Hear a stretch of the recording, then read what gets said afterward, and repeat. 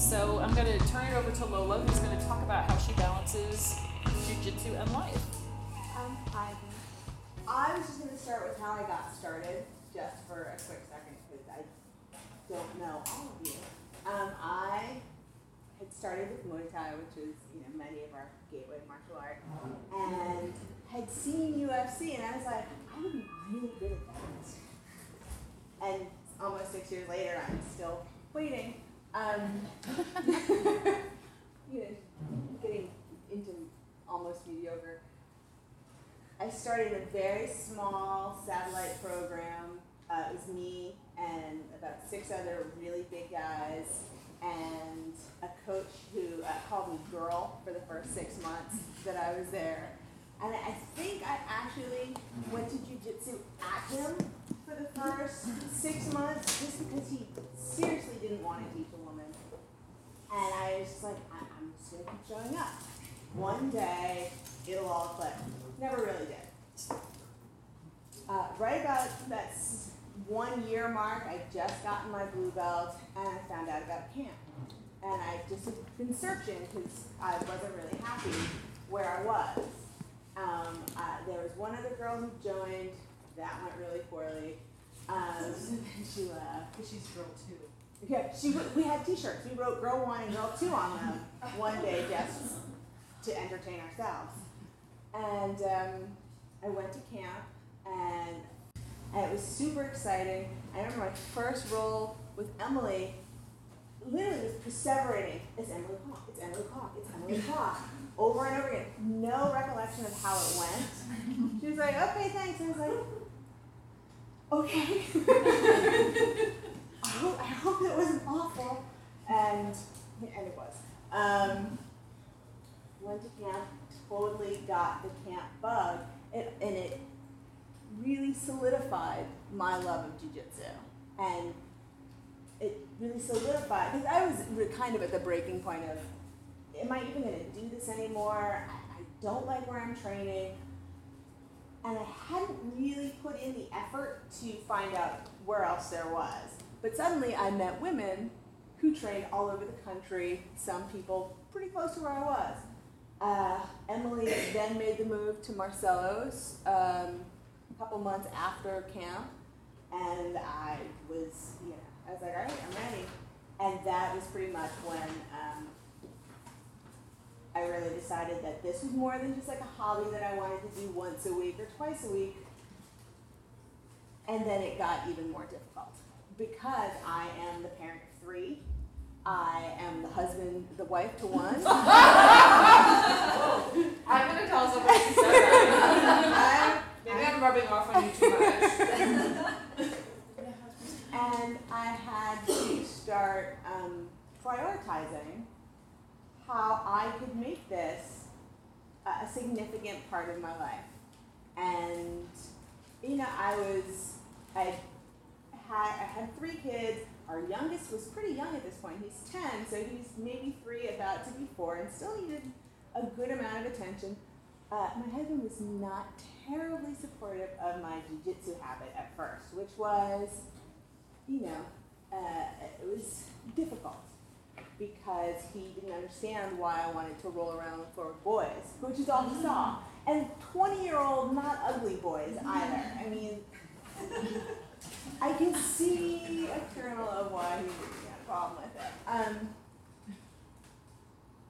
But it just became really important to me, and it became important enough for me to be like, you're just going to have to trust that I love doing this for all the right reasons. I know it makes you uncomfortable. Terribly sorry. Move forward a year later, he joined Jiu Jitsu, total addict, totally got it within the first day. Wait, talk about how he lost his mind. Oh, please. This is awesome. He goes in to train. You weren't at Marcelo's. Were you at Marcelo's? No, I was still sort of like trying to figure out whether I wanted to be at Marcelo's, or just still a little gun shy about the whole thing. So Roby shows up at Marcelo's and does a class and goes home, and then I talked to Lola later in the day. I'm like, so how did it go with Roby? And she's just like, oh yeah. my husband went to Marcelo's and lost his freaking mind. And I was like, what do you mean? She goes, he signed up for the year. Didn't even talk to me about it. Just lost his mind. Yeah, Mr. I don't get why you do that. He went in and just instantaneously he was like, oh, this is the best thing ever. And so now he likes to tell me that he's doing Marcelo's first. We try not to talk about it too much because it's under my collar a little bit.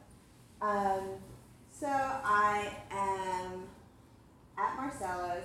I, have competed. I want to compete for Marcelo. Proud to compete for your school. And that takes effort and time. And I don't have a lot of it. And trying to schedule my life sometimes means I cook dinner at 11 o'clock in the morning and put it in the oven or leave it, in very well-marked Tupperware containers so that I can pick up the kids at school, get someone to soccer, come home, grab my gi, or have all of or I walk around with my gi bag sometimes all day long. And it's less than fun, because it's really heavy. And I'll get to the gym, and God bless him, one of my 20-year-old teammates who does jiu-jitsu full-time, they're like, oh, it was so hard to get here today. I got up at 11, and then I took a shower, and then they didn't make coffee right, and now I'm here. And I'm like, are you fucking kidding me? Do you know the machinations I go through to get here? And and then when I walk in the door, all of it falls away, and I can just be there and train, which has been such an incredible gift. I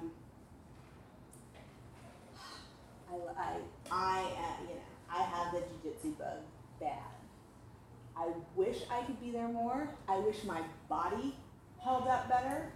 I'm 42, and if I'm training 4 times a week and doing some additional cardio, I feel it.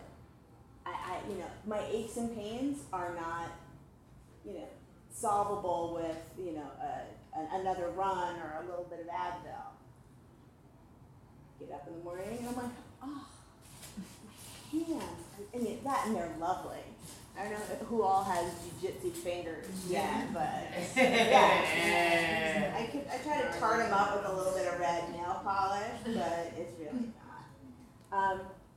I also miss out as I make time for jiu-jitsu and my family. I miss out on a lot of the social aspect of the jiu-jitsu, which can sometimes be hard. It's I can't sit. What? You hate some of the social. I hate some of the social stuff. Shut up. But in doing it, I miss out socially with my friends that are not in jiu-jitsu because they don't get it at all. And then I can't really be available for doing social jiu-jitsu stuff because I have to run home. And I think that it's something I definitely wish I could participate in more. I want to go have dinner with Emily on Fridays when she's in with Jerry, but I can't always do it because I have soccer that I have to leave to Connecticut at 7 o'clock in the morning for. And it's not because you don't like us. It's not because I don't like you. It's because you smell bad. And then the other difficult part of having jiu-jitsu be a priority in my life is that it's not a cheap sport. And I have to balance what I can do, I'm going to go do the geriatric mundials in October. What's wrong with that? Nothing is wrong with that. I'm totally excited. I'm so excited to see what another 40-something purple belt my size can bring to the table. I think it's going to be amazing. But, I also am paying for college for my firstborn this year.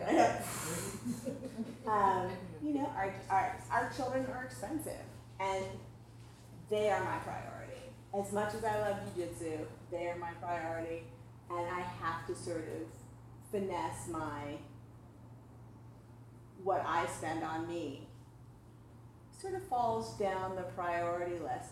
It's not unimportant, it's not like it doesn't happen, but there's, you know, I'm not going to do 3 tournaments leading up to it, as much as maybe I'd like to get some of the practice in, but, you know, it's not going to be a cheap trip to fly across the country. All of these things, the financial, the time, you know, just the expenditure of brain energy, all go into my pursuit of trying to get better at this sport that gives me so much peace and really challenges me in ways I didn't think it would, and has really sort of shown me a lot about myself and who I am and how I interact with others. I feel very blessed that I was stupid enough to be like, totally do jiu-jitsu, you know, rock, I would be awesome at it. And that I was that delusional, and you know, I'm still deluded enough to want to keep at it. It is, you know, right after the children and Roby, it is my priority, and I will continue to struggle to get there as much as I can. That is my share.